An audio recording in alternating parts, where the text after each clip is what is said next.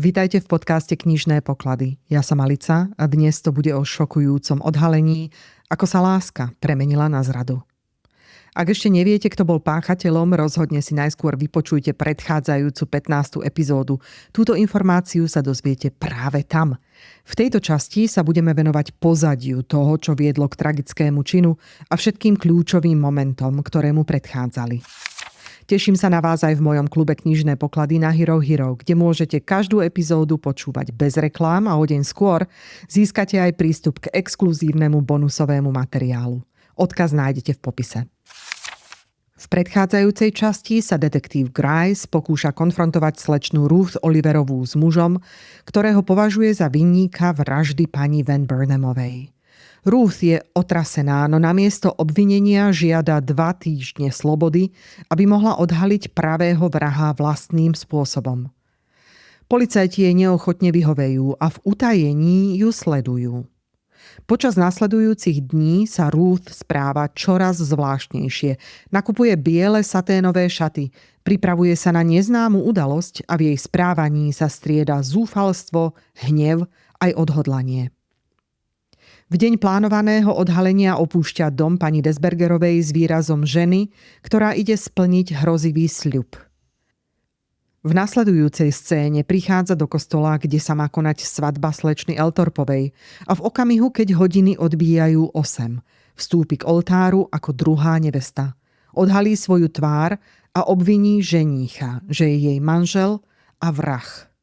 Posledný úder hodín uzavrie jej strašné obvinenie. Muž sa zrúti k zemi pred zhrozeným davom. 41. kapitola. Tajná minulosť. Trvalo celé hodiny, kým som si dokázala uvedomiť, že scéna, ktorej som bola svedkom, mala oveľa hlbší a omnoho desivejší význam, než sa zdalo na prvý pohľad. Ruth Oliverová svojim zúfalým zásahom do tejto zradnej svadby nielenže potvrdila svoj skorší nárok na Randolpha Stonea ako na svojho manžela, ale zároveň ho pred celým svetom označila za ničomníka zodpovedného za zločin, ktorý tak dlho zamestnával mňa aj verejnosť. Keďže možno aj vám bude chvíľu trvať, kým tento strašný fakt úplne pochopíte a chcem vás ušetriť napätia, v ktorom som sama celé hodiny žila, pripájam osobné vyhlásenie tejto ženy, Ruth Oliverovej, ktoré napísala o niekoľko týždňov neskôr a v ktorom je celé tajomstvo vysvetlené. Podpísaná je ako Olive Randolphová, menom, na ktoré si podľa všetkého robí najväčší nárok. Napísala toto. Muža, ktorý bol v New Yorku známy ako Randolph Stone, som prvý raz videla v Michigane pred 5 rokmi. Volal sa vtedy John Randolph a ako sa neskôr dostal k priezvisku Stone, to musí vysvetliť on sám.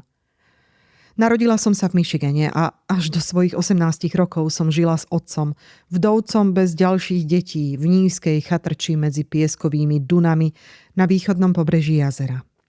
Nebola som pekná, ale každý muž, ktorý ma míňal na pláži alebo v uliciach malého mestečka, kam sme chodievali na trh a do kostola, sa za mnou obzrel. Všímala som si to a možno práve tým začalo moje nešťastie. Skôr než som bola dosť stará na to, aby som rozlišovala medzi chudobou a bohatstvom, stratila som záujem o jednoduché domáce povinnosti a začala som túžobne hľadieť na veľkú školskú budovu, kde sa dievčatá ako ja učili hovoriť ako dámy a hrať na klavíri. Moje ambície by však možno ostali len nesplnenou túžbou, keby som sa nikdy nestretla s ním. Možno by som sa zmierila so svojím miestom v živote a prežila užitočný, hoci nenaplnený život, ako moja matka a jej matka pred ňou. Lenže život mi zrejme pripravil iný osud a jedného dňa, krátko pred mojimi 18 narodeninami, som stretla Johna Randolpha. Stalo sa to, keď som vychádzala z kostola. Len na sekundu sa naše pohľady po prvýkrát stretli a ten pohľad mi úplne vyrazil dych. Bol príťažlivý, elegantný a pôsobil inak než všetci muži, ktorých som dovtedy poznala. A čo bolo horšie, díval sa na mňa spôsobom, ktorý sa nedá prehliadnuť. Taký ten pohľad, ktorý žene dá pocítiť, že ju vidí. Naozaj vidí. V tej chvíli sa vo mne niečo pohlo. Niečo, čo už nikdy nešlo zobrať späť. Bol to začiatok vášne, ktorá zničila mňa, stiahla na dno aj jeho a nakoniec zasiahla ešte aj nevinných ľudí okolo nás. Nebýval v našom meste, bol tam len na návšteve. Vraj mal odísť už na druhý deň, aspoň to tak neskôr tvrdil, lenže zostal. Vraj preto, že chcel zistiť, prečo mu neznáme dievča z malej zapadnutej dediny zrazu nedá spať. Najprv sme sa rozprávali na pláži, potom pod borovicami pri našej chatrči. Neviem, či to so mnou myslel vážne, úprimne pochybujem, ale dal si záležať na tom, aby ma očaril. A hoci sa zo začiatku len hral s ohňom, nakoniec sa ním nechal spáliť rovnako ako ja. Čoskoro sa to potvrdilo. Nemohla som vykročiť z domu bez toho, aby som na ňo nenarazila. Najsilnejšia spomienka z tých dní je jeho pohľad jedného slnečného popoludnia, keď mi položil ruku na rameno, privinul si ma bližšie a odviedol ma k brehu jazera, kde sa vlny valili na piesok pod nami. V tom pohľade nebola láska, aspoň nie taká, akú dnes poznám, ale bolo v ňom niečo, čo sa veľmi podobalo opojeniu. A ak je vôbec možné, aby vznikla taká vášeň medzi vzdelaným, kultivovaným mužom a dievčaťom, ktoré ledva vedelo čítať, môže to aspoň čiastočne vysvetliť, čo nasledovalo. Môj otec nebol hlupák a v tomto pôvabnom mužovi veľmi rýchlo odhalil sebectvo. Znepokojovalo ho, aký sme si boli blízki. Keď sa mu naskytla príležitosť, prehovoril s pánom Randolphom otvorene a priamo. Povedal mu, že má len dve možnosti. Buď sa so mnou okamžite ožení, alebo ma prestane vídať. Žiadne odklady, žiadne výhovorky. Keďže môj otec bol muž, ktorému sa nikto neodvážil protirečiť, John Randolph sa rozhodol odísť. Tvrdil, že v tejto fáze svojho života sa ženiť nemôže. No skôr než odišiel, vrátila sa jeho náruživosť a s ňou aj on. Vrátil sa ku mne plný netrpezlivej túžby oženiť sa so mnou. Keby som bola staršia alebo skúsenejšia, vedela by som, že takáto vášeň dlho nevydrží. Že žiadny úsmev, nech je akokoľvek čarovný, nedokáže natrvalo zaslepiť muža, ktorý je zvyknutý na ženy so spoločenským vystupovaním a vzdelaním. Ale ja som bola zaslepená šťastím. Až do nášho prvého odlúčenia som nemala ani tušenie, že nad našou budúcnosťou sa už vznáša tieň. Raz sme sa prechádzali a stretli sme dámu, ktorá poznala pána Randolpha od niekiaľ z minulosti. Bola elegantne oblečená, zatiaľ čo ja, hoci som si to predtým neuvedomovala, som pri nej pôsobila ako chudobná príbuzná. Mala jednoduchý klobúk s jemnou stuhou, no vyzerala dokonale. Navyše mala kultivovaný prejav, vedela sa krásne vyjadrovať s prirodzenou ľahkosťou a jej hlas znelo proti môjmu nežne a ladne. Zrazu som sa cítila trápne, neohrabane a obyčajne. Neboli to však len jej šaty a jej vystupovanie, čo ma zasiahlo. Bol to jej úžas, keď ma predstavil ako svoju manželku.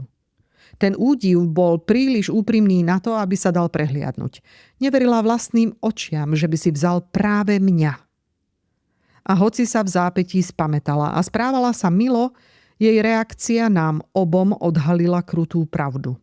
A nebolo preto žiadnym prekvapením, že hneď ako sme sa od nej vzdialili, obrátil sa na mňa a prvýkrát si ma premeral kritickým pohľadom. To, čo urobil potom, bol šok, z ktorého som sa spamätávala roky. Daj dole ten klobúk, prikázal. Keď som poslúchla, bez slova z neho strhol ozdobnú vetvičku. Tú, ktorú som považovala za jeho najkrajšiu časť a hodil ju do kríkov. Podal mi klobúk späť a vypýtal si hodvábnu šatku, ktorú som mala okolo krku a ktorú som si starostlivo vybrala ako ozdobu svojho svadobného oblečenia. Keď som mu ju podala, jednoducho si ju strčil do vrecka. A vtedy som pochopila. Pokúša sa ma prerobiť na obraz tej ženy, ktorú sme práve stretli. Neovládla som sa. Tieto veci nie sú ten problém, vybuchla som. Oblečenie nič neznamená. Rozdiel je v hlase, v držaní tela, v reči. Daj mi šancu, daj mi peniaze na vzdelanie a potom uvidíš, či sa nájde žena, ktorá by ťa zaujala viac než ja. Jeho odpoveď ma zasiahla ako rana. Chladná, krutá, vyslovená bezo zvyšku citu. Z prasačieho ucha hodvábnu kabelku nespravíš. Urazil ma a celý zvyšok cesty domov neprehovoril ani slovo. Ani ja. Keď som nahnevaná, mlčím, no hneď ako sme prišli do našej skromnej izbičky, otočila som sa k nemu. Chceš mi ešte povedať niečo také kruté? Spýtala som sa. Ak áno, povedz to teraz, nech to mám za sebou. Vyzeral nahnevaný, ale v očiach mu predsa len ešte zostalo niečo z lásky ku mne. Pozrel na mňa, zasmial sa a objal ma a povedal tie pekné slová, ktorými si ma kedysi získal. Ale už to nebolo ako predtým. Niečo sa vo mne zlomilo. Moja láska nezhasla, len sa premenila. Už nebola slepá. Premýšľala. Viem, že nie som taká pekná ani taká elegantná ako ženy, na ktoré si zvyknutý, povedala som mu. Ale moje srdce patrí len tebe. Ak sa zo mňa nemôže stať žena, na ktorú budeš hrdý, tak potom už z nikoho. Daj mi šancu, John, nechaj ma naučiť sa čítať a písať. Neveril mi. Počúval ma, ale pochyboval a nakoniec odišiel bez toho, aby pre mňa čokoľvek zariadil. Musel odcestovať do San Francisca kvôli práci a sľúbil, že sa vráti o 4 týždne. Lenže o mesiac prišiel list, že to bude 5 týždňov. Potom ďalší, že 6. A nakoniec už nepísal termíny, len výhovorky. Vraj pracuje na veľkej zákazke, ktorá mu prinesie veľa peňazí a vráti sa, keď ju dokončí. Verila som mu a zároveň neverila. Ale pravdu povediac, jeho odkladanie mi až tak neprekážalo. Začala som chodiť do školy na vlastnú päsť a konečne som mala pocit, že robím prvé kroky k poriadnemu vzdelaniu. Peniaze na štúdium mi dával otec. Až keď bolo neskoro, pochopil, aké je dôležité, aby sa človek zdokonaloval. V prvom roku som sa učila ako posadnutá a druhý rok bol ešte náročnejší. Manželové listy prichádzali čoraz zriedkavejšie a tak som sa učila ešte viac, len aby som utlmila bolesť a zúfalstvo. A potom listy prestali chodiť úplne. Keď sa skončil druhý rok a ja som sa už vedela aspoň slušne vyjadrovať a písať, došlo mi, že všetko to úsilie bolo márne, pokiaľ šlo o neho. A že ak sa nestane zázrak, nikdy sa nedozviem, kde sa môj manžel vlastne nachádza. A tak som začala počítať s tým, že môj život sa zmenil na tichú vdovskú osamelosť, len bez právnej istoty a bez nádeje. V tom čase môj otec zomrel. Zanechal mi $1000 a ja som nepoznala lepší spôsob, ako ich minúť, než na hľadanie muža, ktorého som stále milovala. Po pohrebe som sa vydala na cestu a s každou míľou som viac chápala, ako málo som dovtedy vedela o svete.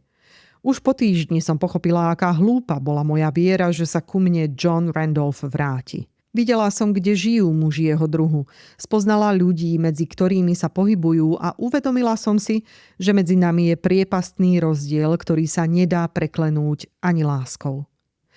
Napriek tomu som sa nechcela vzdať svojho cieľa. Stať sa ženou, na ktorú by som mohla byť hrdá aj ja sama. Čítala som len dobré knihy, vyhľadávala spoločnosť ľudí, ktorí mali úroveň a pomaly som sa menila. Strácala som svoju nerozhodnosť aj neistotu a začínala som veriť, že raz bude zo mňa skutočná dáma. Medzi tým som sa však v hľadaní manžela nepohla ani o krok. Zmienka o ňom nikde, žiadna stopa, nič. A tak som napokon prijala fakt, že ho už asi nikdy neuvidím. Keď už som stratila aj poslednú nádej, dostala som sa do Toleda. Rýchlo som si tam našla prácu a ešte niečo cennejšie. Možnosť učiť sa ďalej. Rodina, u ktorej som bývala, hovorila po francúzsky a tak som sa naučila aj tento jazyk. Pod strechou s nami býval aj hudobný profesor.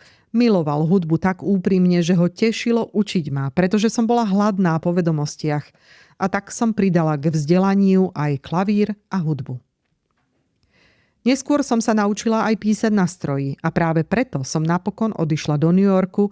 Dúfala som, že tam nájdem lepšiu prácu aj nový život. Prišla som sem pred 3 mesiacmi. Keď som prišla do New Yorku, nevedela som o tomto meste vôbec nič. 2 dni som len blúdila ulicami a hľadala si nejaký skromný podnájom. Práve cestou k pani Desbergerovej som zrazu uvidela muža, pri ktorom sa mi na okamih zastavilo srdce. V jeho držaní tela a spôsobe chôdze som spoznala svojho manžela.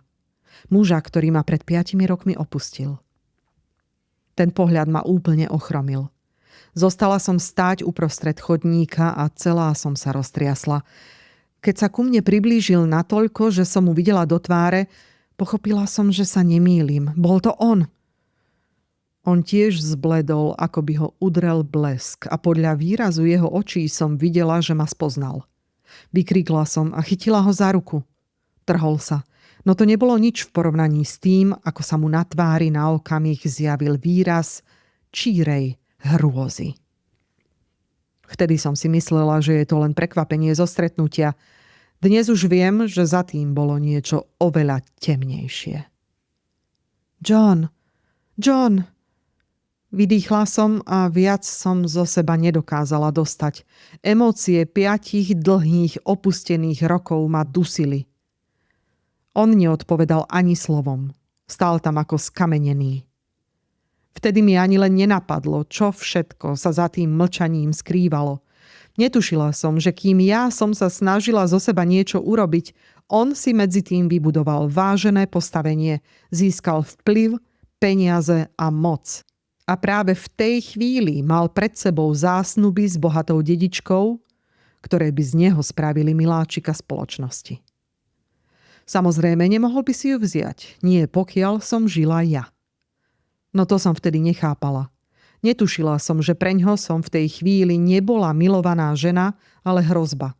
A že práve v tom momente premýšľal, ako sa ma zbaviť. Za každú cenu. Prvou jeho reakciou bolo, že sa ma pokúsil odstrčiť. No čím viac sa vspieral, tým pevnejšie som sa ho držala. A vtedy sa jeho správanie úplne zmenilo. Zrazu začal hrať inú rolu, tváril sa pokojne, snažil sa ma upokojiť a odviesť ma preč z ulice, kde by nás mohol niekto vidieť. Keď videl, že sa mi trasú kolená a nevládzem sa pohnúť, v očiach sa mu na okamih myhol hnev. Zdvihol ruku, ako by sa ma chystal udrieť, no v poslednej chvíli ju spustil. Potom sa rozosmial, hlasno, falošne, a akoby čarovným prútikom bol zrazu späť ten starý John, ktorého som kedysi milovala. Olive, ale no tak, Olive, to si naozaj ty? Povedala som vám, že sa volám Olive? Aké šťastné stretnutie. Netušil som, že mi v živote niečo chýba, kým som znovu nestretol teba. Pôjdeš so mnou? Alebo ťa mám odprevadiť? Nemám kam ísť, odpovedala som. Len včera som prišla do mesta. V tom prípade je len jedna možnosť. Usmial sa a jeho úsmev bol presne taký, aký som si pamätala. Nebezpečne očarujúci. Pôjdeš so mnou, ku mne. Súhlasíš? Som tvoja žena, povedala som pevne. Zachvel sa. Cítila som, ako mu na okamih stúhlo celé telo. Ale tvár sa mu stále usmievala. Bola som opitá šťastím, že som ho našla a tak som ignorovala všetky varovné signály. A veľmi pekná, pôvabná žena. Prehodil akoby nič a kráčal ďalej so mnou po svojom boku. No po pár krokoch zastal a jeho tvár opäť potemnela. Ale si veľmi jednoducho oblečená, poznamenal chladne. Nebola som. Rozhodne som nevyzerala horšie než on v tom tenkom, zašpinenom ľanovom plášti, ktorý mal na sebe. V tom začalo pršať. Prší? Spýtal sa, hoci na nás padali kvapky. Áno, prší. Výborne. Zajdeme do toho obchodu tam a kúpime ti plášť. Zakrie tvoje šaty. Nemôžem ťa predsa vziať k sebe v tom, čo máš na sebe teraz. Zaskočilo ma to, pretože som si myslela, že moje šaty sú veľmi slušné a decentné. Ale nikdy by ma nenapadlo spochybniť jeho vkus, rovnako ako vtedy dávno v Michigane. Spolu sme vošli do obchodu, ktorý mi ukázal a vybral mi plášť, za ktorý zaplatil. Keď mi pomohol obliecť ho a upravil závoj na mojej tvári, zrazu sa zdalo, že sa cíti pohodlnejšie. Potom mi s úsmevom podal ruku. No, Olive, povedal. Teraz to vyzerá lepšie, ale čo bude, keď si ten plášť zhodíš? Povedzme si to na rovinu, miláčik. Budeš musieť na sebe úplne všetko zmeniť, aby som bol spokojný. A opäť som videla, ako sa obzerá okolo seba tým podozrievavým pohľadom, ktorý by ma možno zaskočil viac, keby som vedela, že sme v časti mesta, kde sa neobával stretnúť niekoho, koho pozná. Tento starý plášť, čo mám na sebe, zrazu sa zasmial, je celkom vhodný spoločník k tvojmu plášťu. Aj keď som sa s ním nezhodla, pretože moje šaty boli nové a jeho plášť starý a opotrebovaný, zasmiala som sa tiež a ani na chvíľu mi nenapadlo, že by to mohlo byť niečo zlé.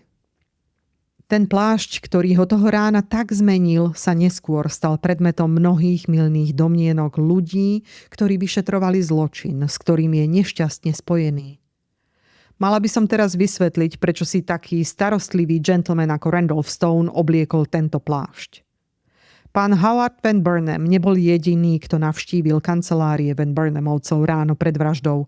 Bol tam aj Randolph Stone, ale s bratmi sa nestretol, pretože ich videl, ako sedeli spolu v kancelárii. Rozhodol sa nerušiť ich. Keďže tam býval často, jeho prítomnosť nikoho nezaujala a ani jeho odchod si nikto nevšimol. Zostupoval po schodoch, ktoré oddelovali kancelárie od ulice, keď si všimol, že obloha vyzerá byť pochmúrna. Keďže bol oblečený na obed so slečnou Eltorpovou, nechcel zmoknúť a tak sa vrátil do chodby, kde začal hľadať dážnik v malom sklade pod schodmi, kde ho už predtým raz našiel. Počas toho počul, ako mladší Van Burnham schádza dole a odchádza. Keď si uvedomil, že teraz môže navštíviť Franklina, chcel sa vrátiť hore, ale zrazu počul, že aj druhý brat zišiel dolu a nasledoval brata na ulicu. Jeho prvým impulzom bolo pridať sa k nemu, ale keď v skrini nenašiel nič iné ako starý plášť, vzdal sa tohto zámeru. Obliekol si ten ošúchaný, ale ochranný odev a vyrazil do svojho apartmánu, ani netušiac, na akú cestu pokrytectva a zločinu ho to zaviedlo. Preto si myslím, že práve tento starý plášť bol príčinou pokušenia, ktoré ho priviedlo k vražde. Keby bol vyšiel bez neho, išiel by po Broadwayi ako zvyčajne a nikdy by sa nestretol so mnou. Alebo, aj keby išiel okľukou k svojmu apartmánu, neodvážil by sa vo svojom bežnom, elegantnom oblečení vykonať nič, čo by mu prinieslo hanbu, ak nie väzenie. Keď vyšiel von, nasledovalo ďalšie fatálne rozhodnutie. Bez toho, aby sa nad tým zamyslel, vzal kľúče, ktoré Howard Van Burnham nechal spadnúť. A to bol prvý krok, ktorý ho viedol k zločinu. Keďže môj manžel a Franklin Van Burnham mali rovnakú výšku i pleť a obaja vtedy nosili fúzy, môj manžel si ich oholil po vražde. Nebolo prekvapením, že to viedlo k omylom. Z určitého uhla alebo v polotme hotelovej kancelárie by sa mohli zdať podobní, aj keď ich tváre boli úplne odlišné. Ale späť k príbehu. Viedol ma cez neznáme ulice, až zastal pred vchodom do veľkého hotela. Poďme sem, Olive, povedal. Bolo by lepšie, keby sme si tu vzali izbu a poslali po veci, ktoré potrebuješ, aby si vyzerala ako dáma. Nemala som námietky voči ničomu, čo mi umožnilo byť pri ňom. Povedala som, že čo jemu vyhovuje, vyhovuje aj mne a s nadšením som ho nasledovala k recepcii. Vtedy som nevedela, že tento hotel je druhotriedny, pretože nemám skúsenosti s tými najlepšími. Keby som mala, nečudovala by som sa jeho výberu, pretože nič na jeho vzhľade, ako som už naznačila, ani na jeho spôsobe správania nenaznačovalo, že by bol jedným z vážených pánov mesta. A preto sa mi nezdalo divné, že si vybral práve tento hotel, kde mohol zostať nenápadný. Keď sme prišli k recepcii, zrazu sa zmenil. Z muža, ktorý priťahoval všetky pohľady, sa stal muž, ktorý nepriťahoval žiadny. Začal sa správať tak obyčajne, že som sa na neho pozerala v úžase. Ani mi nenapadlo, že je to len jeho maska. Keď si všimol, že som zaskočená, zasmial sa a povedal. Bude to naše tajomstvo, Olive, kým nebudeš pripravená ukázať sa svetu. A pozri, miláčik, choď na recepciu a požiadaj o izbu. Ja sa na také veci veľmi nehodím. Prekvapená jeho požiadavkou, ale príliš zamilovaná na to, aby som protestovala, zajakala som sa. A čo, ak ma požiadajú, aby som sa zaregistrovala?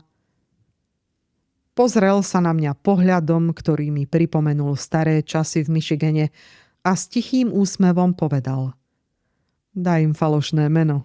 Už vieš písať, nie? Urazená jeho výsmechom, ale ešte viac zamilovaná než kedykoľvek predtým, pretože jeho prejav vášne ho robil ešte príťažlivejším, som sa vybrala na recepciu. Izbu, povedala som, a keď ma požiadali, aby som napísala naše mená do knihy, napísala som to, čo mi ako prvé napadlo. Písala som v rukaviciach a preto to písmo vyzeralo tak čudne, až ho považovali za falšované. Keď som dokončila, prišiel ku mne a išli sme hore. Bola som taká šťastná, že som opäť v jeho spoločnosti, že som si nevšímala, ako zvláštne sa správa a ani som sa nezamýšľala nad možnými dôsledkami mojej úplnej dôvery. Bola som zúfalo zamilovaná a súhlasila som s každým jeho plánom bez toho, aby som myslela na čokoľvek iné, len na šťastie tej chvíle. Bez klobúka vyzeral úžasne. A keď si po chvíli vyzliekol ten plášť, cítila som sa, ako by som konečne stála pred pravým džentlmenom. Jeho správanie sa zrazu úplne zmenilo. Bol presne taký, akého si ho pamätám. Taký nebezpečne podobný tomu, akým bol vtedy dávno pod borovicami v mojom pieskom zaviatom dome na brehu Michiganského jazera. To, že občas váhal a stíchol, ma neznepokojovalo. Myslela som si, že ľutuje minulosť. Po jednej z takýchto prestávok v rozhovore vytiahol z vrecka zo pár kľúčov, ktoré mal zviazané šnúrkou, a pozrel sa na kartu, ktorá k ním bola pripevnená divným pohľadom, ktorý by som dnes pochopila. Vtedy som sa len zasmiala jeho roztržitosti a dala mu bosk, aby si uvedomil, že som tu. Tie kľúče boli tie, ktoré pán Van Burnham stratil a ktoré on zdvihol ešte predtým, než ma stretol. Potom, čo si ich vložil späť do vrecka, sa stal zhovorčivým a ešte viac sa správal ako milujúci muž. Myslím, že v tom okamihu si uvedomil, aká temná a strašná cesta ho čaká. Cesta, ktorá mala skončiť mojou smrťou. Ale ja som sa ničoho nebála, nič som nespozorovala. Taká hlboká zúfalá podlosť, akú plánoval, bola ďaleko za hranicami mojej fantázie. Keď trval na tom, že mi pošle kompletný set oblečenia a keď som na jeho príkaz napísala zoznam toho, čo chcem, myslela som si, že túži ako môj manžel vidieť ma oblečenú vo veciach, ktoré sám kúpil. Že to bol plán, ako ma pripraviť o moju identitu, mi vôbec nenapadlo. Keď prišli balíky a on ich prevzal spôsobom, ktorý už je verejnosti známy, nevidela som v jeho opatrnosti nič iné než hru na tajomstvo, ktorá mala skončiť mojím romantickým životom v dome lásky a pohodlia. Avšak moja opatrnosť, s akou som si nenechala vymeniť topánky, v ktorých som mala schované peniaze, môže svedčiť o tom, že som si jeho úprimnosťou nebola celkom istá. Vtedy som si to ospravedlňovala tým, že pár dolárov navyše mi neublíži, aj keď je môj manžel a sľúbil mi veľa radosti a pohodlia. Že ma chce urobiť šťastnou, ma uisťoval viackrát. Skutočne, ešte sme neboli dlho v tej hotelovej izbe, povedal mi, že ma čakajú veľké zážitky, že sa mu za posledných 5 rokov veľmi darilo a že teraz má dom, ktorý mi môže ponúknuť a široký okruh priateľov, ktorí nám spríjemnia život v ňom. Poďme dnes večer do nášho domu, povedal. V poslednej dobe som v ňom nebýval a možno sa ti bude zdať trochu nepohodlný, ale zajtra to napravíme. Čokoľvek je lepšie, než zostať tu pod falošným menom a nemôžem ťa vziať do svojho apartmánu. Niektoré z jeho predchádzajúcich tvrdení som spochybňovala, ale toto som verila bezvýhradne. Prečo by taký elegantný muž nemal vlastniť dom? A keby mi povedal, že je postavený z mramoru a zdobený florenskými tapisériami, stále by som mu to uverila. Bola som v rozprávke a on bol môj rytier. Keď sme opúšťali hotel, opäť sklonil hlavu a vyzeral tak obyčajne a nezaujímavo. Trik, ktorý použil, aby prerušil všetky spojenia medzi nami a pánom a pani Popovými, ktorí sa zaregistrovali v hoteli D, som prijala bez akýchkoľvek podozrení. To, že si nepraje priniesť žiadne spomienky na náš starý život do nášho nového domova, som považovala za rozkošnú hlúposť. A keď navrhol, aby sme plášte nechali v drožke, v ktorej sme práve cestovali, zasmiala som sa a pomohla mu ich zložiť a dať pod vankúše, hoci ma prekvapilo, prečo vystrihol kus z krku toho prvého plášťa. Povedal: Je to prvá vec, ktorú som ti kedy kúpil a som dosť blázon na to, aby som si chcel uchovať aspoň toto ako pamiatku. Nevadí ti to, drahá? Ponúkla som mu bosk a povedala: Nie. On ten ústrižok odložil do vrecka. Že na ňom bolo vyrazené meno obchodu, kde bol kúpený, mi vôbec nenapadlo. Keď Drožka zastala, naliehal, aby sme išli pešo smerom, ktorý mne bol úplne neznámy. Povedal, že hneď ako sa zbavíme všetkých balíkov, vezmeme si inú Drožku.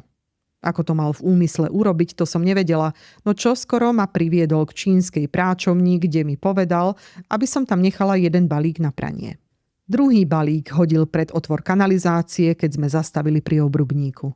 A ja som stále nič netušila. Naša cesta do Gramercy Parku bola krátka, ale stihol mi do ruky vložiť bankovku a povedať, že mám zaplatiť drožkárovi. Mal tiež čas zabezpečiť zbraň, na ktorú pravdepodobne mal od začiatku upriamený zrak. Spôsob, akým to urobil, mu nikdy neodpustím, pretože to bol spôsob milenca, ktorý ma chcel oklamať a zviesť. Pritiahol si moju hlavu k svojmu ramenu. Stiahol mi závoj a povedal, že je to posledná vec, ktorú som si kúpila sama a že ho necháme v tej drožke, rovnako ako sme nechali plášť v tej prvej. Len sa postarám, aby ho už žiadna iná žena nenosila. Zasmial sa, keď ho prerezal nožom. Potom ma poboskal a zatiaľ, čo moje srdce bilo a oči som mala plné slz, vytiahol špendlík z môjho klobúka, pričom moje protesty ignoroval s tvrdením, že nenávidí, keď mám zakrytú hlavu a že žiadny klobúk nie je taký pekný ako moje hnedé vlasy. Keďže to boli nezmysly a Drožka začala zastavovať, pokrútila som hlavou a opäť si nasadila klobúk, ale on povedal, že špendlík spadol a musela som vystúpiť bez neho. Potom, čo som zaplatila a Drožka odišla, mala som chvíľu na to, aby som si prezrela dom, pred ktorým sme zastavili. Jeho výška a impozantný vzhľad ma zaskočili, napriek všetkým očakávaniam. Vybehla som za ním po schodoch so zmiešanými pocitmi úžasu a divokej radosti, čo bola najhoršia možná príprava na to, čo nás čakalo v temnom vnútri, do ktorého sme vstupovali. Neboj sa, povedal mi, keď nervózne otváral zámku kľúčom. O chvíľu zapálim svetlo. Potom, čo starostlivo za nami zavrel dvere, natiahol sa, aby ma chytil za ruku, alebo aspoň si to myslím, pretože som počula, ako netrpezlivo zašepkal. Kde si? Bola som na prahu salónu, do ktorého som sa dostala, kým on zatváral dvere, a tak som zašepkala. Tu. Ale nemohla som povedať nič viac, pretože v tej chvíli som počula zvuk prichádzajúci z temného priestoru predo mnou. Prepadol ma taký strach, že som sa oprela o schody, práve keď prešiel okolo mňa a vošiel do miestnosti, z ktorej ten zvuk vychádzal. Drahá, zašepkal. Drahá. A potácal sa do tmy predo mnou, až kým z nejakého dôvodu, ktorý nedokážem vysvetliť, som zrazu, hoci len slabo, začala vidieť. Videla som tieň postavy ženy, ktorá stála pred ním, a zrazu som ho videla, ako ju uchopil s úmyslom vyznať jej lásku. Pre mňa to v tej chvíli znelo zvláštne až divoko. Po chvíli ju pustil, ona vydala tichý, mrazivý ston a zrútila sa mu k nohám. V tej istej chvíli som počula cinknutie, ktoré som vtedy nechápala, ale teraz viem, že to bol zvuk špendlíka z môjho klobúka, ktorý spadol do mriežky na podlahe. Otupená hrôzou, neschopná hovoriť či konať, keďže som videla, že tento úder mal pôvodne zasiahnuť mňa, som sa stiahla k schodom, čakajúc, kedy prejde. Neurobil tak hneď, aj keď oneskorenie bolo krátke. Zastavil sa dosť dlho pri jej bezvládnej postave, zrejme, aby pohol jej nohou, pravdepodobne, aby zistil, či je mŕtva, ale neurobil nič viac. Zdalo sa, že ubehla večnosť, než som ho videla, ako hľadá cestu cez prach dverí. Pre mňa to bola večnosť, počas ktorej sa mi pred očami premietol každý okamih môjho života. A každé slovo a gesto, ktorým ma oklamal, mi trhalo dušu, a zosilňovalo hrôzu z tohto šialeného prebudenia. Nepremýšľala som o nej, ani o vine, ktorou navždy zničil svoju dušu. Môj strach, moja záchrana a nebezpečenstvo, ktoré stále hrozilo, ak by si uvedomil chybu, ktorú spravil, vyplnili moju myseľ natoľko, že som nedokázala myslieť na nič iné. Slová, ktoré povedal, keď si myslel, že už je na ceste von, mi ukázali, aká hlúpa som bola. Všetko, čo som mu verila, ma teraz vrhalo do zúfalstva a temnoty.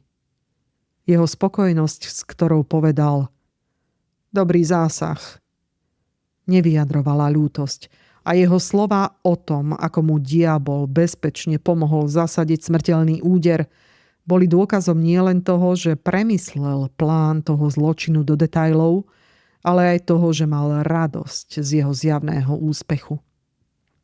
Že v tom pokračoval a nikdy nestratil dôveru v opatrenia, ktoré prijal, sa ukázalo, keď na druhý deň znovu navštívil kancelárie Van Burnemovcov a zavesil na obvyklý háčik kľúče od domu v Gramercy Parku. Keď sa za ním zatvorili vchodové dvere a vedela som, že odišiel v plnej viere, že tam zanechal moje mŕtve telo, všetky nahromadené hrôzy ma zasiahli plnou silou, ktorá ma skoro zrazila na kolená. Začala som premýšľať o nej aj o sebe a túžila som po odvahe, aby som sa k nej priblížila alebo aspoň kričala o pomoc. Ale myšlienka, že to bol môj manžel, ktorý spáchal tento zločin, mi zviazala jazyk. A hoci som sa pomaly začala hýbať jej smerom, trvalo mi to dlhú chvíľu, kým som prekonala strach a vstúpila do miestnosti, kde ležala. Predpokladala som, čo bolo prirodzené potom, ako som videla, ako otvoril dvere kľúčmi, ktoré vytiahol z vrecka, že ten dom bol jeho a obeť bola členom jeho domácnosti. Ale keď som po mnohých váhaniach a fyzickom znechutení, ktoré bolo takmer mučením, konečne vošla do miestnosti a zapálila zápalku, ktorú som našla na polici nad krbom, uvidela som dosť na to, aby som pochybovala o tomto predpoklade. Žiadne iné vysvetlenie som nemala a tak, omámená hrôzou a smrteľným strachom pred mužom, ktorý v okamihu premenil raj mojej lásky na peklo plné hrôz, som rýchlo zbadala len jednu vec, že žena, ktorá ležala predo mnou, bola mne dostatočne podobná, aby som si bola istá, že moje tajomstvo je stále v bezpečí a že môj vrah sa nedozvie, že som unikla osudu, ktorý pre mňa pripravil. Môžete to pripísať akejkoľvek pohnútke. Práve to ovládlo moju myseľ. Chcela som, aby veril, že som mŕtva. Chcela som cítiť, že medzi nami je konečne prelomené každé puto. On ma zabil. Tým, že zničil moju lásku a dôveru, zabil to najlepšie vo mne. A ja som s nevýslovnou hrôzou cúvala pred všetkým, čo by ma mohlo znovu priviesť do jeho blízkosti, alebo mu pripomenúť, že ešte existujem. Lebo mojím jediným cieľom od tej chvíle bolo zabudnúť, že som niekedy bola jeho. Keď prvá zápalka dohorela, nemala som odvahu zapáliť ďalšiu. Pomaly som sa v tme odplazila k úpätiu schodov a načúvala. Zhora neprichádzal žiadny zvuk a pomaly ma začal ovládať desivý pocit, že v tom dome som sama. A predsa v tej myšlienke bolo aj čosi upokojujúce. Znamenala bezpečie. Mala som priestor uskutočniť to, čo sa mi v hlave začalo rysovať. Nakoniec som sa, hnaná týmto pevným zámerom, potichu vybrala po schodoch hore a načúvala pri všetkých dverách, kým som si nebola istá, že v dome nikto nie je. Potom som zišla dolu a rozhodne vošla späť do salónu. Vedela som, že ak to neurobím hneď, už nikdy nebudem mať silu prekročiť ten prach. Celé hodiny som tam len sedela v kúte, prikrčená, čakala som na ráno. Že som medzi tým neprišla o rozum, je malý zázrak. Viackrát som k tomu nepochybne mala blízko. Neskôr sa ma pýtali, rovnako ako slečnu Butterworthovú, ako si vysvetľujeme, že tá nešťastná žena bola v úplnej tme a neprejavila takmer žiadny strach, keď sme vošli. Ja si to vysvetľujem takto. V krbe v salóne sa našli 2 na poli zhorené zápalky. Jednu som tam hodila ja, druhú zrejme použila ona, keď zapaľovala plyn v jedálni. Ak ešte horela, keď sme prišli, Mohla ju v panike zhasiť, keď počula zastaviť drožku. Zrejme si myslela, že sa vracia jej manžel, ten podozrievavý, nerozumný muž, a chcela sa ukryť. Ak vtedy zápalka nehorela, pravdepodobne sa prebudila zo spánku na pohovke a skôr než stihla pochopiť, čo sa deje, bola mŕtva. Slečna Butterworthová si však myslí, že si Botrelca najskôr pomýlila s Franklinom a až keď začula môj hlas, zdesila sa natoľko, že nedokázala ani vykríknuť, ani sa pohnúť. A keďže slečna Butterworthová má veľkú mieru rozumu, prikláňam sa k tomu, že jej vysvetlenie je asi správnejšie, hoci úprimne vždy bola voči pani Van Burnamovej trochu zaujatá. Ale vráťme sa ku mne. S prvým slabým svetlom, ktoré preniklo cez otvorené okenice, som vstala a začala svoju hroznú úlohu. Poháňaná rovnako neúprosným cieľom, aký viedol jeho k vražde, som telo vyzliekla a obliekla naň svoje vlastné šaty, okrem topánok. Potom som si obliekla jej šaty, zhlboka sa nadýchla a jediným prudkým trhnutím som prevrátila na ňu ťažkú skriňu, aby som znemožnila jej identifikáciu. Kde som na to našla silu, neviem.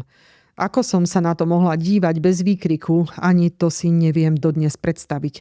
Možno som v tej chvíli už ani nebola celkom človek. Možno sa vo mne usadil kúsok démona, ktorý viedol jeho pri zločine. Viem len to, že som to urobila a urobila som to chladnokrvne. Dokonca som mala ešte dosť rozumu a seba záchovy, aby som myslela aj na vlastný vzhľad. Uvedomila som si, že šaty, ktoré som si obliekla, boli nápadné, mali výraznú károvanú sukňu, tak som ju vymenila za hnedú hodvábnu spodničku, ktorú som mala pod nimi. Keď som zistila, že spodná sukňa spod tých šiat trčí, prehľadala som dom, kým som nenašla zo pár špendlíkov a pripla som ju tak, aby nebolo nič vidieť. Aj tak som pôsobila nápadne, zvlášť bez klobúka, pretože môj zostal pod telom mŕtvej ženy. A dotknúť sa jej už by som nedokázala za žiadnu cenu. Ale verila som vo svoju schopnosť uniknúť. Všetky nervy boli napäté hrôzou z mojej situácie a len čo som sa upravila na útek, otvorila som predné dvere, aby som sa potichu vykradla von. Lenže strach z môjho manžela, ten istý, ktorý riadil každý môj krok a dal mi silu vykonať tú hroznú vec, ma zas naplnila pri predstave, že ho môžem opäť stretnúť pred domom, som sa takmer zrútila. Čo ak by stal na schodoch?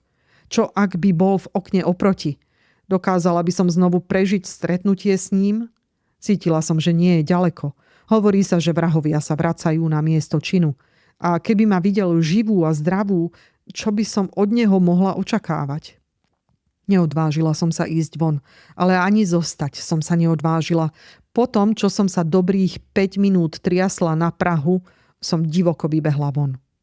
Na ulici nebolo nikoho. A ja som sa dostala na Broadway, než som niekoho stretla. Nikto ma neoslovil a mala som šťastie. Našla som si kútik na konci úzkej uličky, kde som zostala skrytá, až kým nebolo dosť hodín, aby som vošla do obchodu a kúpila si klobúk. Zvyšok o tom, kde som sa pohybovala, je známy. Dostala som sa k pani Desbergerovej a odtiaľ som nastúpila do služby u slečny Eltorpovej.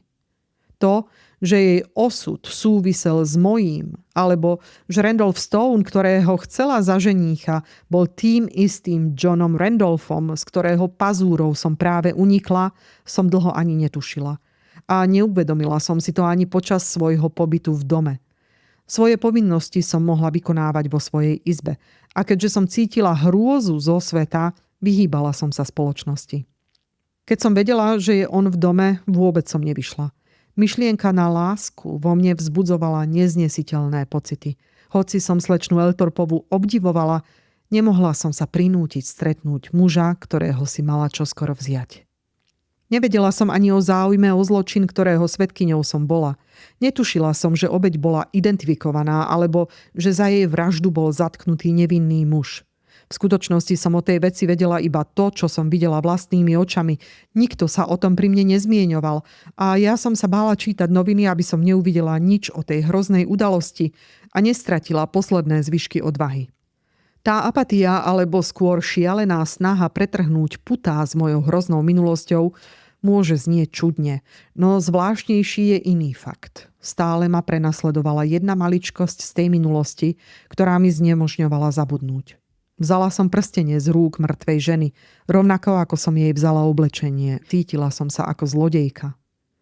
Peňaženka, ktorú som našla vo vrecku sukne, mi tiež robila starosti, ale prstenie mi spôsobovali neustály strach.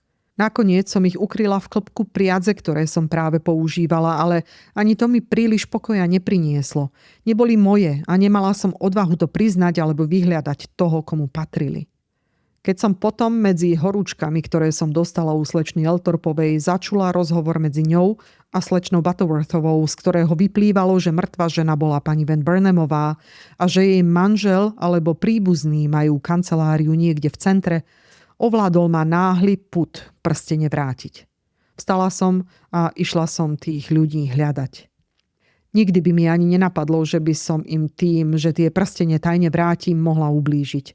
A hoci som na prvý pohľad konala s prefíkanosťou šialenca, už si nepamätám, ako som sa dostala na Duane Street, ani čo ma viedlo k tomu zavesiť tie prstene na háčik na pracovnom stole pána Van Burnama. Pravdepodobne stačilo len povedať toto známe meno náhodným okoloidúcim, aby mi ukázali cestu. No výsledok bol nedorozumenie a následné komplikácie. Myslím, že nemusím opisovať, aké emócie vo mne vyvolalo moje spojenie s týmto zločinom. Láska, ktorú som kedysi k Johnovi Randolphovi cítila, sa zmenila na horkosť a zatrpknutosť. Ale v mojom zlomenom srdci zostalo dosť citu pre povinnosť, že som ho nemohla hneď oznámiť polícii. Až keď som ho náhodou uvidela v koči so slečnou Eltorpovou a pochopila, že je to nielen muž, ktorého si ona má vziať, ale že kvôli udržaniu svojho postavenia a zisku, ktorému sľubovalo toto spojenie, sa pokúsil ma zabiť. A zabil inú ženu, ktorá bola aspoň taká nešťastná ako ja, bola to posledná a najsilnejšia rana, akú mi mohol uštetriť. Hoci mi inštinkt kázal skočiť do tej drožky, pred ktorou som stála, aby som sa vyhla stretnutiu, ktoré by som neprežila. Od tej chvíle som bola rozhodnutá. Nie len, že zachránim slečnu Eltorpovú pred manželstvom s týmto darebákom, ale pomstím sa mu spôsobom, na ktorý nezabudne. Že tá pomsta ju vystavila verejnej hanbe, ľutujem hlboko.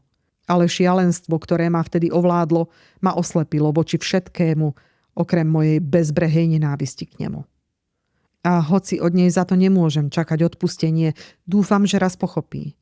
Napriek môjmu kratučkému ignorovaniu jej citov k nej stále cítim náklonnosť, ktorú nič nevymaže a ktorá zostane najhlbším citom môjho života. 42. kapitola. S pozdravom od slečny Butterworthovej. Počula som, že pán Grice už po vyriešení tohto prípadu nie je celkom ten istý človek. Že stratil istotu vo vlastné schopnosti a častejšie, než by to jeho nadriadeným bolo milé, naznačuje, že keď muž prekročil 77. rok, je na čase, aby sa vzdal aktívnej práce pri policajnom vyšetrovaní. Ja si to nemyslím. Jeho chyby, ak ich tak môžeme nazvať, neboli dôsledkom zlyhania schopností, ale toho, že si bol príliš istý svojimi závermi. Keby ma aspoň Paul vypočul. Ale nebudem sa tým ďalej zaoberať, obvinili by ste ma z márnivosti, čo by som ťažko zniesla. Skromnosť je, ako viete, jedna z mojich slabších stránok. Howard Van Burnham znášal svoje prepustenie rovnako pokojne, ako niesol aj svoje zatknutie.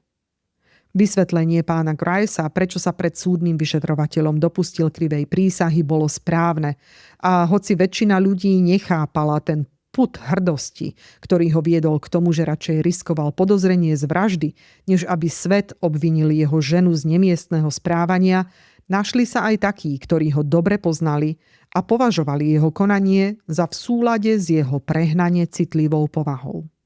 To, že ho veľmi zasiahla krivda, ktorá postihla jeho slabú, no nešťastnú manželku, je zrejmé z úprimnosti, s ktorou ju stále oplakáva. Vždy som si myslela, že Franklinovi vôbec nebolo povedané, v akom ohrození jeho dobré meno bolo počas tých pár hodín. Ale po jednej dôvernej rozprave, ktorá sa odohrala medzi nami jedného večera, som došla k záveru, že polícia nebola taká zdržanlivá, za akú sa vydávala.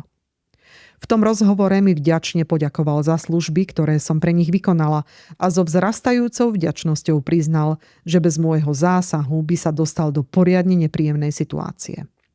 Lebo, povedal, moje city k mojej švagrinej neboli nikdy prehnané a skutočne som mal dôvod veriť, že počas tej pondelkovej návštevy v mojej kancelárii vyslovila veľmi zúfalé vyhrážky voči mne. Ale nikdy by mi nenapadlo sa jej zbaviť. Chcel som len oddialiť jej stretnutie s mojim bratom, kým nebudem môcť odísť z mesta. Keď teda môj brat v utorok ráno prišiel po kľúče od otcovho domu, cítil som hrôzu z ich prípadného stretnutia a hneď som po bratovi vyrazil tam, kde mi povedala, že bude čakať poslednú správu. Chcel som ju ešte raz poprosiť, pretože brata úprimne milujem napriek krivde, ktorú som mu kedysi spôsobil. Bol som teda s ňou inde v čase, keď sa predpokladalo, že som s ňou v hoteli D, čo mi, ako vidíte, poriadne skomplikovalo vysvetľovanie polícii, ako som ten deň strávil. Keď som ju opustil, išiel som hľadať brata. Povedala mi, že má v úmysle prespať v dome v Gramercy Parku. Keďže som nevidel, ako by to mohla urobiť bez pomoci môjho brata, vyrazil som ho hľadať s úmyslom zostať pri ňom a držať ho od nej čo najďalej, kým tá noc neskončí. Nepodarilo sa mi to. Zdalo sa, že bol zatvorený vo svojich izbách a balil si veci na útek. Vždy sme mali rovnaké inštinkty už ako chlapci. A keď mi na klopkanie nikto neotvoril, zamieril som do Gramercy Parku, aby som strážil dom pred jeho príchodom. Bolo to skoro večer a celé hodiny som sa túlal po tých uliciach ako nepokojný duch. Nestretol som nikoho známeho, ani brata, hoci aj on blúdil niekde v podobnej nálade a obavách. Na druhé ráno som pochopil, že tá žena nebola úprimná. Pri našom poslednom stretnutí neprejavila žiadne zmiernenie svojho postoja voči mne, ale keď som po noci strávenej bez spánku v uliciach vošiel do svojej kancelárie, ležala na mojom stole jej malá kabelka, ktorú poslala pani Parkerová. V nej bol list, presne tak, ako ste to tušili, slečna Butterworthová. Sotva som sa spamätal z tohto nečakaného šťastia, prišla správa, že v otcovom dome našli mŕtvú ženu. Čo som si mal pomyslieť? Samozrejme, že je to ona. A že to bol môj brat, kto ju vpustil do domu. Slečna Butterworthová, takto skončil. Nežiadam od vás, rovnako ako nežiadam od polície, aby ste zachovali tajomstvo pred mojím tak často trápeným bratom. Už je neskoro to tajiť, lebo som mu všetko povedal sám a on sa rozhodol mi odpustiť moju chybu a prejavuje mi dokonca väčšiu náklonnosť než pred touto strašnou tragédiou. Čudujete sa, že mám rada Franklina Van Burnhama? Slečny Van Burnhamové ma teraz pravidelne navštevujú a keď hovoria drahá stará priateľka, myslia to úprimne. O slečne Eltorpovej sa neodvážim hovoriť. Bola a stále je najlepšou ženou, akú poznám, a keď sa veľký tieň, ktorý nad ňou visí, trochu rozplynie, verím, že sa znovu pozviecha. Ak sa nemýlim pri pohľade na ten trpezlivý úsmev, ktorý jej dodáva smutnú krásu. Olive Randolphová si na moju prosbu našla útočisko u mňa. Pôsobí na mňa rovnakým čarom, akým upútala iných a pochybujem, že by som sa s ňou ešte niekedy chcela rozlúčiť. Na oplátku mi dáva náklonnosť, ktorú už v mojom veku začínam viac oceňovať. Jej city ku mne a vďaka voči slečne Eltorpovej sú to jediné, čo jej zostalo v troskách života a mojou úlohou bude urobiť z nich trvácne hodnoty. Osud Randolpha Stonea je dnes už dostatočne známy, aby som sa pri ňom musela dlhšie zastavovať. No skôr, než sa s jeho menom na dobro rozlúčim, musím povedať, že od chvíle, keď po svojom zatknutí stručne priznal: áno, urobil som to. Presne tak a z toho dôvodu, ako povedala. Často som si predstavovala, čo cítil, keď počas pojednávania počúval, ako sa odhaľujú fakty. A pritom bol presvedčený, že obeťou bola jeho vlastná žena. A aké to muselo byť, keď počul svojho priateľa Howarda, ako nie len, že prijíma túto ženu za svoju manželku, ale trvá na tom, že to on ju sprevádzal do toho domu smrti. Nikdy o tých chvíľach neprehovoril a už ani neprehovorí. ale často by som dala veľa za to, aby som vedela, čo sa v ňom odohrávalo. Nie len v tej sieni počas vyšetrovania, ale aj neskôr, keď si večer po vražde otvoril noviny a čítal, že žena, ktorú nechal ležať mŕtvu s prebodnutou hlavou, bola nájdená rozdrvená pod spadnutou skriňou. Ako si to vysvetľoval? Aké myšlienky ho vtedy museli prenasledovať? To sa už nikdy nedozvieme. Tak, ako sme sa dnes dozvedeli, prípad, ktorý otriasol celým New Yorkom, je uzavretý. Pravda vyšla na povrch, aj keď za cenu bolesti, obetí a krutých odhalení. Škandál u susedov sa končí a spolu s ním aj príbeh vášne, klamstva a pomsty, ktorý nás prevádzal desiatky kapitol. Ďakujem vám, že ste tento príbeh prežívali so mnou, epizódu po epizóde, stopu po stope. Bola to jazda plná napätia aj emócií a verím, že Amelia Butterworthová, svojská, neústupčivá a brilantne pozorujúca, vám prirástla k srdcu tak ako mne. Ak áno, možno sa k nej ešte niekedy vrátime. Dajte mi vedieť v komentároch, či by ste sa s Améliou radi znovu stretli. Už o týždeň sa však začne iný nový príbeh. Neprezradím ešte ktorý, ale jedno vám sľubujem. Zostaneme verní klasickému žánru, tajomstvám aj napätiu, ktoré tak milujete. Sledujte moje príspevky, pretože už čoskoro odhalím prvé indície. A ak chcete byť pri všetkom skôr, pridajte sa ku mne do klubu knižných pokladov na Hero Hero, kde mám pre vás nielen epizódy v predstihu, ale aj bonusový obsah pre skutočných milovníkov detektívok. Počujeme sa opäť o týždeň. Nezabudnite si zapnúť odber a dovtedy sa majte zvedavo ako čitateľ, ktorý nikdy neprejde okolo tajomstva bez povšimnutia, odvážne ako ten, kto sa nebojí pravdy a oddane knihám, ktoré nás nikdy nesklamú. Alebo jednoducho tak, ako máte svoje knihy najradšej.